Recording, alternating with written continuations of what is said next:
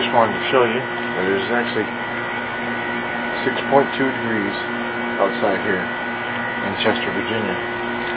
There's frost all over the ground, and I'm going to show you what happens when boiling water, not temperature water, not any other type of water, but boiling water meets air temperature of 6 degrees.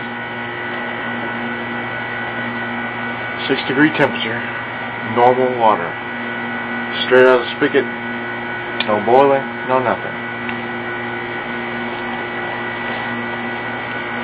All stays the same. Now let's see what happens when you add boiling water to this oven.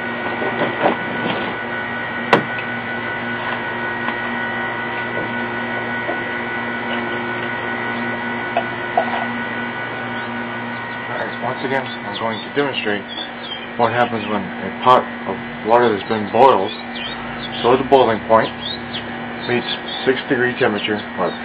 Ready?